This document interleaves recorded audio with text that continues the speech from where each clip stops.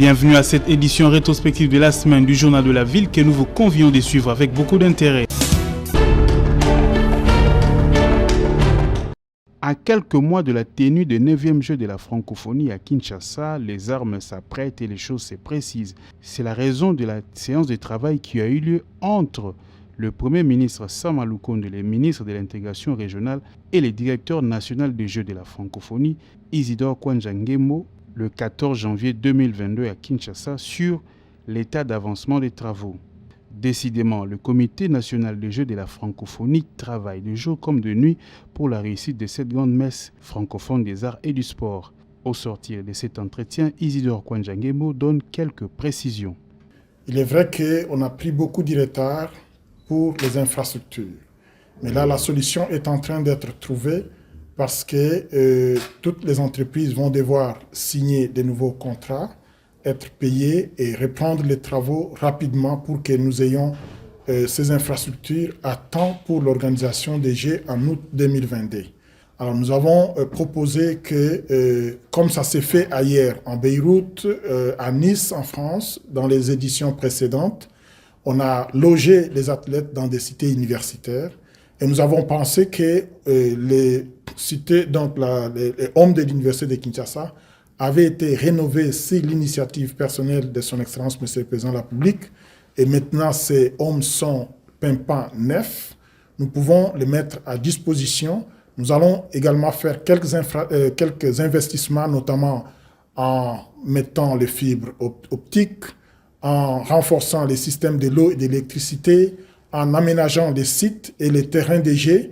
Ce sont des investissements qui vont servir à l'université après 10 jours de Jeux. Le site Tata Raphaël, les travaux vont quand même continuer parce qu'il est quand même important que nous ayons toutes ces infrastructures parce que après les Jeux de la francophonie, nous pourrions organiser aussi d'autres événements internationaux ou africains. L'avenue Pumbu dans la commune de la Gombe sera réhabilitée bientôt. Des travaux qui vont durer 14 mois sur une distance de 440 mètres linéaires. Une action saluée par les usagers de cette voie comme Jean Mangalibi. Cependant, ces derniers désirent avoir des précisions sur l'exécution de ces travaux. Mais là, nous avons quelques soucis. Notre société commence par là. Financé par un partenariat public-privé. C'est qui les privés? Les deux, il est quand même important. C'est une route de 440 mètres linéaires. On sache exactement comment les travaux vont être exécutés, sachant que les 440 mètres linéaires, on voit la durée des travaux pratiquement pendant 14 mois.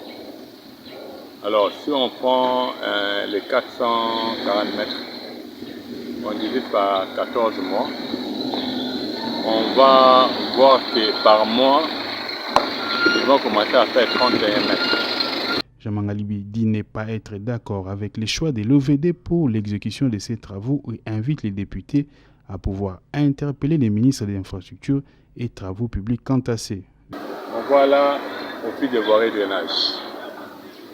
Nous savons aujourd'hui, si on a échoué par rapport au projet 110 jours, si aujourd'hui on a échoué avec des projets qui cherchent à des retrouver. C'est toujours par rapport à la mauvaise façon de travailler au fil des voiries de drainage. Et face à cela, nous demandons aux députés, pour accompagner cette idée initiée par le président de la République qui est louable, d'interpeller les ministres de l'ITP qui nous disent exactement les 440 mètres de route, on va le faire à plus d'une année, il y a un problème. Les opérations militaires contre les ADF et leurs supplétifs se poursuivent sans désemparer. Les résultats sont de plus en plus probants et prometteurs. Neutralisation de leurs commandants, la destruction de leurs bastions, la récupération des armes et munitions de guerre et plusieurs capturés arrêtés sur le champ de bataille.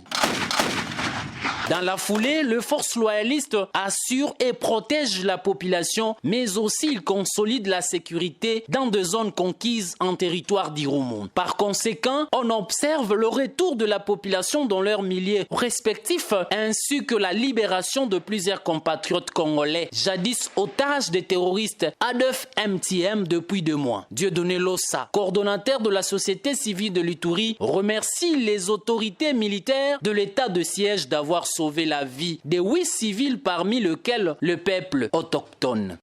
Ils ont été entre les mains des ADF, ils les ont fait travailler comme des ouvriers, des esclaves, pendant 2 mois. Et c'est lorsque les opérations militaires ont commencé dans la forêt que ces rescapés que nous voyons ont eu la chance de se sauver. Je voudrais remercier les FADC de leur travail qui a fait en sorte que nous ayons nos frères et sœurs vivants à ce jour. Ils étaient déjà morts, mais ils sont encore là. C'est à cause des travaux que vous faites et aussi une des actions positives de l'état de siège. Même son de cloche du côté du chef coutumier de Wale Sevunkutu, qui a accompagné ses compatriotes au gouvernorat de province. Ile yote iko watu ya Wale Sevunkutu. Ni kusema balikuwa na shamba au niveau ya Mandide. Alors, mimi nadhani son excellence siwezi kufanya kurepete shukrani na kazi yenyewe FARDC nafanya. Mimi nadhani pale sina neno mingi ya kusema. Le premier citoyen de la province, le lieutenant-général Luboyakan Chamadjoni, s'engage pour leur prise en charge holistique jusqu'au retour dans leur village d'origine.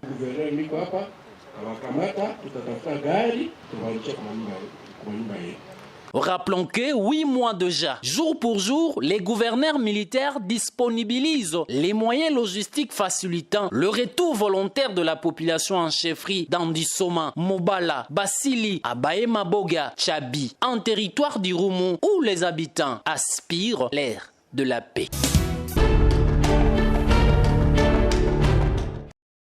Situation épidémiologique en République démocratique du Congo, le variant Omicron devient de plus en plus dominant ici à Kinshasa et à Goma, dans l'est de la RDC, précise le coordonnateur du secrétariat technique de la riposte contre la COVID-19, le professeur Jean-Jacques Mouyembe, face à la presse ce mercredi 12 janvier 2022.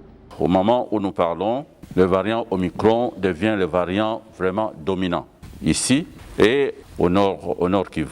Jusqu'à présent, nous avons 21 113 cas, dont 11 227 ont été notifiés par la ville-province de Kinshasa et 9 860 par les autres provinces. Et donc, ce qui fait que 53% des cas sont notifiés par Kinshasa et le reste par les provinces. Et pour ce faire, nous pensons que cela va être un exercice très important pour nous, pour continuer à observer, n'est-ce pas, les gestes barrières et à continuer également la vaccination.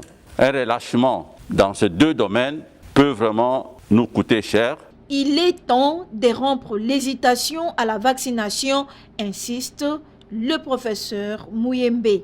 Parce que jusqu'à présent, tous ceux qui ont été vaccinés sont toujours vivants. Et vous qui hésitez, vous pouvez être surpris par une maladie grave et mourir comme ça bêtement, alors qu'on vous donne l'opportunité, n'est-ce pas, de vous protéger.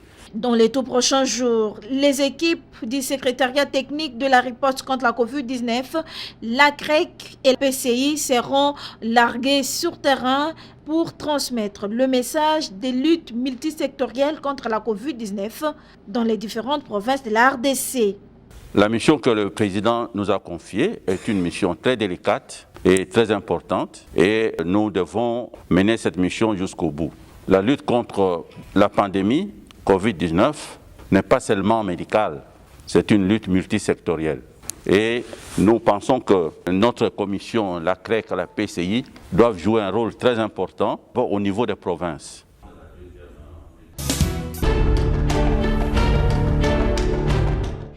Covid-19 en République démocratique du Congo, Toute personne qui se promènera sans masque dans la ville-province de Kinshasa sera interpellée par la police et payera une amende de 10 000 francs congolais pour n'avoir pas respecté les mesures barrières édictées par les autorités du pays. Annonce faite par le commissaire divisionnaire adjoint de la police ville de Kinshasa, le général Silvano Kasongo, ce mercredi 12 janvier 2022. Basosiate na balabala nyonso police kozala balabala oza la cache nete bakangio batio wana ofuti amende 10 000 francs apesio kitasi na yo ok soki ozala mbongo te bamemi la police ti ntango kofuta 10 000 francs esengeli bato batosa malade ya makasi bamibeko wana ezali mpo malade ekita. Il en est de même que tout tenancier des bars et propriétaires des boîtes qui ouvriront au-delà de l'heure indiquée pour le couvre-feu prévu après 23 heures. Ils payeront une amende de 2 millions de francs congolais, pas d'esquisse pour eux. La boîte congolais après 23 heures, on fout amende qui a 2 millions de francs congolais. Peu de gens sont dans la carte, il y a la boîte, on fout amende. Non, 10 000 francs, non 50 000 francs parce que les alliés, après air, Toutes ces mesures prises sont pour lutter contre la COVID-19 en République démocratique du Congo, martèle Silvano Kasongo.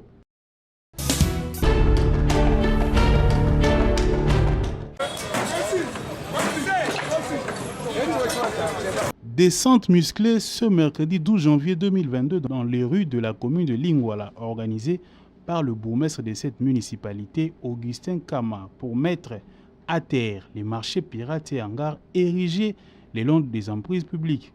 C'est avec le concours des agents de la brigade d'assainissement dit Kinbopeto, dirigée par le capitaine Moyo, que cette opération a été réussie. Dans un premier temps, il fallait ratisser large au croisement des avenues Itaga et 24 novembre, comme vous pouvez le constater sur ces images. Second lieu de la descente, le rond-point Willery. Ici aussi, la police s'est mise à l'œuvre. Augustin Kama, l'homme de terrain, s'est révélé pour la circonstance aussi pédagogue. Il a également conseillé à ceux qui vendent, en dehors des limites établies, de pouvoir les respecter. Nous voyons ensemble avec le commandant de la ville, sur l'instruction du gouverneur de la ville. Nous sommes en train d'évacuer tous les hangars. Nous sommes en train d'évacuer tous les marchés pirates que les gens ont installés. On a commencé d'abord sur la Itaga. Maintenant nous sommes sur Willery. L'autorité nous a demandé de pouvoir évacuer tous les marchés pirates, tous les hangars qu'on a installés dans les emprises. L'opération a déjà commencé. Je crois bien demain ou après-demain, nous allons maintenant entamer les autres endroits, c'est-à-dire Willery, Nyangwe, Kalemelembe, Mouchi également. Donc on continue petit à petit pour évacuer tout ça. Le bourgmestre de la commune de Lingwala, Augustin Kama, s'est dit être plus que jamais motivé à rendre sa commune propre.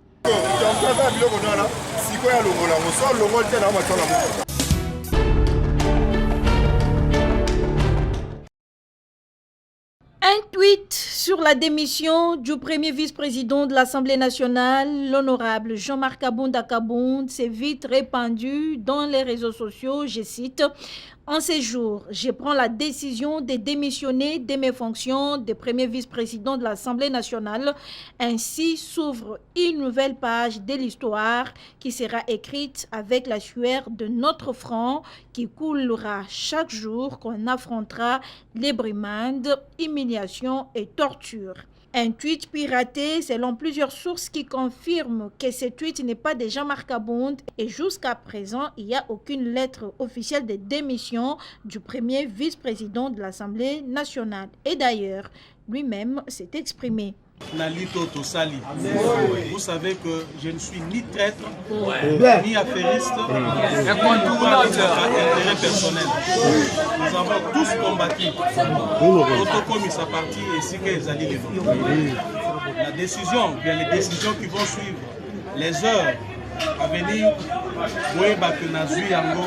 On a intérêt Nabino. Je ne vous trahirai jamais. Tout ce que je prendrai comme décision, les alliés pour bonheur Nabino. Merci beaucoup.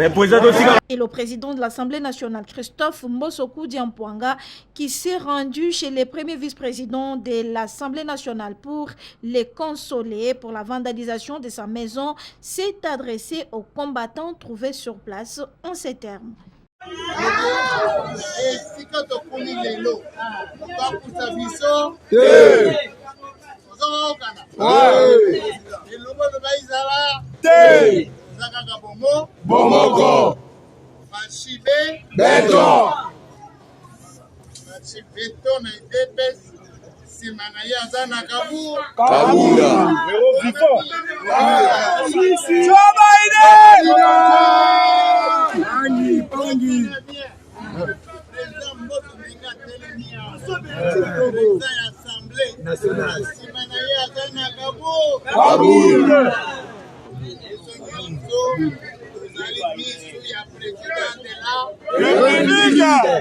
Seul l'avenir nous en dira plus.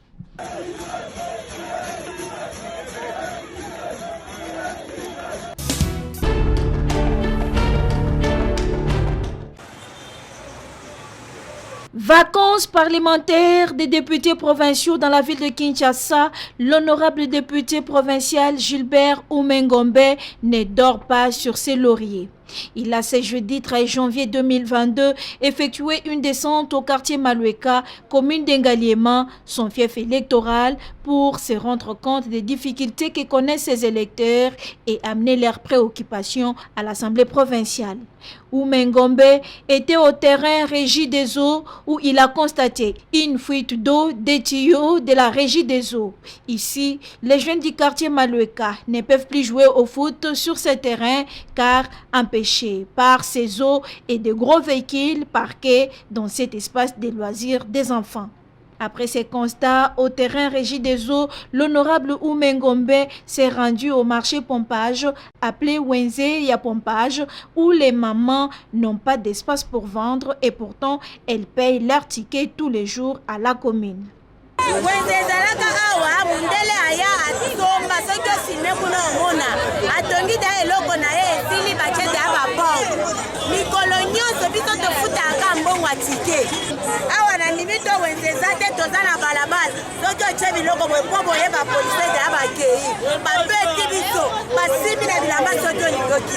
Toujours à pompage, à quelques mètres du saut des moutons, des nids de poules se sont créés, on dirait des lacs artificiels qui empêchent les paisibles citoyens à bien circuler. Botte au pied, l'honorable Oumé s'est rendu compte de la souffrance de la population d'Engaliema. Il interpelle les autorités provinciales. Dans le cadre de la vacances parlementaires, na poki kofana na ndako te ifuna tambo. Yango omoninga na kati ya quartier na bandini makambo etali mai ya resezo dengi futi ya mai ezosalema na ye mpe na wenze ya pompage. Banda bateka place wana bamama ya pompage batekaka na balabala bakiza mokolo nyonso. Tolobelaki yango na budget ya 2022 makambo etali wenze ya pompage ke gouverneur ya ville province de Kinshasa Mr. Zatini Ngobila asomba place po asala wenze moderne ya pompage. Nabeti tanga mingi mpe naza kopesa ba recommandation epai ya DG ya OVD oyo makambo oyo ya kobambabamba mabulu ezali gouverneur ya ville ya Kinshasa te etali nde ye DG ya OVD eza mosala OVD mpona kokunda boye. Alors il faut président de la République aya mokolo akoya awa nde basali. Tout ce que souhaite l'honorable Oumé, c'est de voir les habitants d'Engaliema vivre dans de bonnes conditions. Pour ses électeurs, Oumengombe ne fermera pas son œil.